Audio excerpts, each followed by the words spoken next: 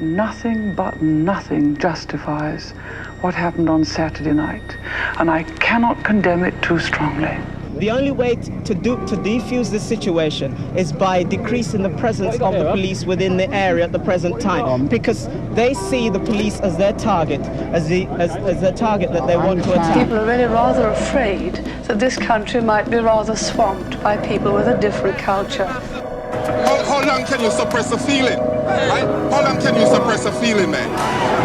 It was a very good atmosphere before the problem. Very good atmosphere.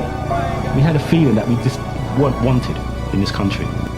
Weren't wanted, that we were despised. It was the only place that you felt really comfortable, that the police wouldn't just always be able to grab you. From this cruel world, we could go there and just be with our kin.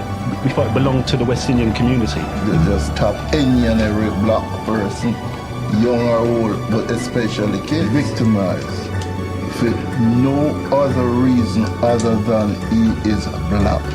Quite clearly, we've got to limit any further mass immigration into this country, and if any people wish to return to their country of ethnic origin, they should be encouraged to do so. The police should recognise that, in fact, it's not on to treat people in what seems to many blacks in Brixton as an oppressive and unjust manner. That riot was the beginning of the change, and people started to recognise that we had rights. The riot showed everybody that if you ignore a certain community for so long, you shit on them for so long, they're going to rise up.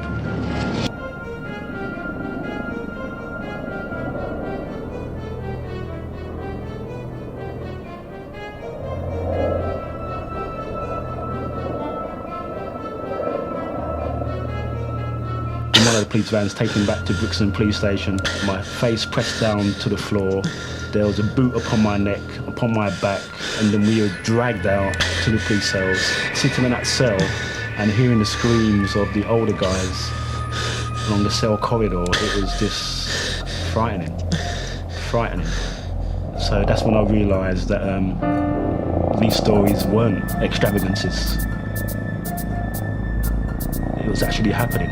I was walking along Acre Lane, as usual, and I saw a policeman with a young black guy. And he was really giving it to him, boxing him, dragging him, and my heart began to pound, and I thought, oh my God, he's going to kill that boy. And then someone was coming up to me and I looked, and it was a tall, handsome policeman. And he looked down at me and he says, what are you looking at? And I says, I'm looking at the way he's doing that boy. And he says, mind your own business and go your way before you get your share.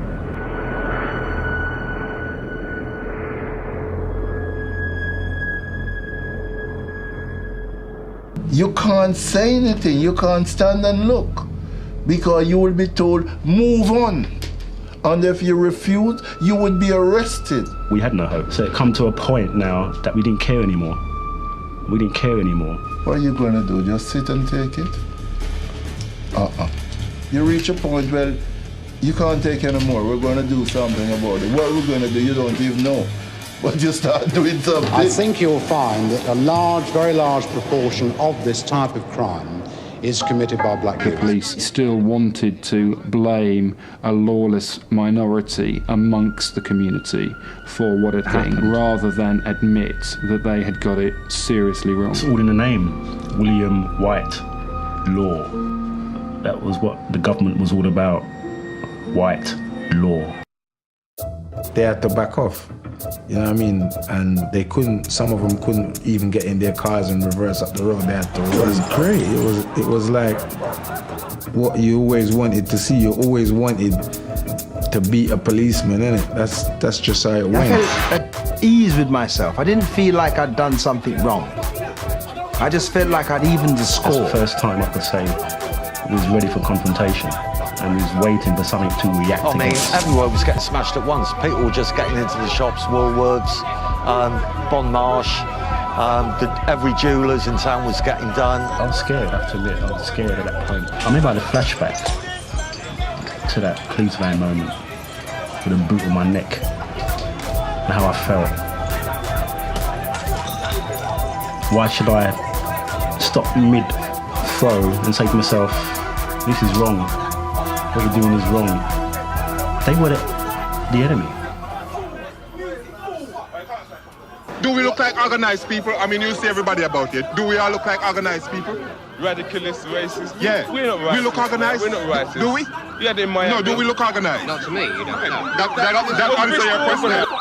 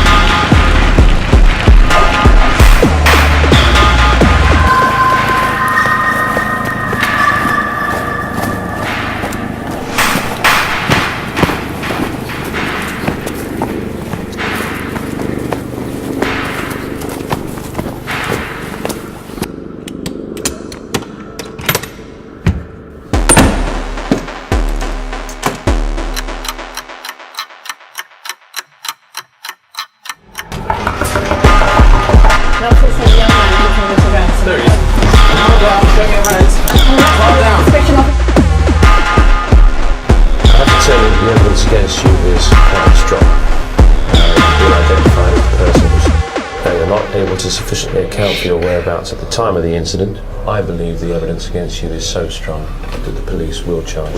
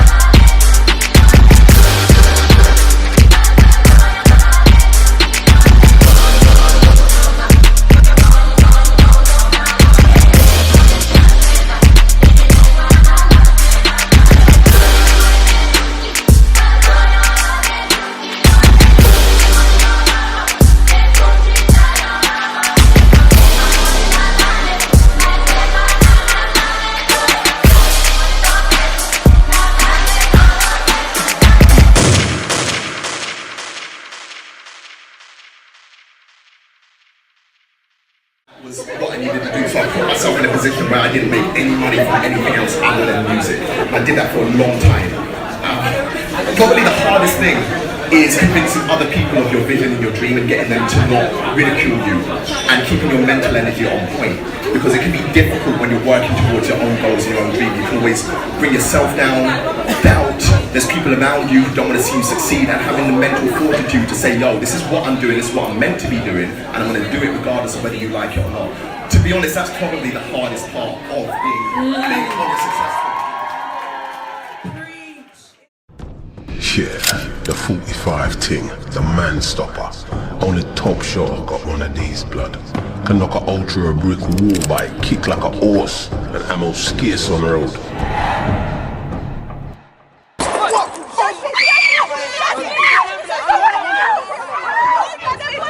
Get him, man, get him.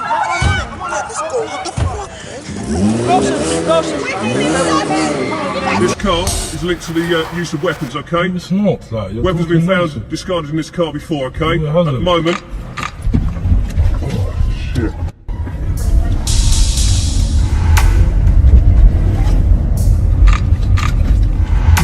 Right, they're gonna move, man. Oh my days.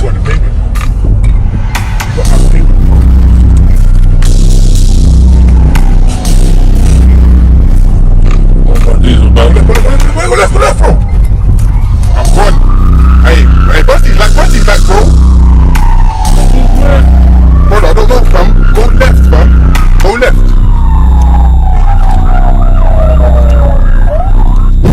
Fam, you gotta keep it low, fam. Bro, please, hold on, it's the same thing, bro. If you try to man with the what, bro?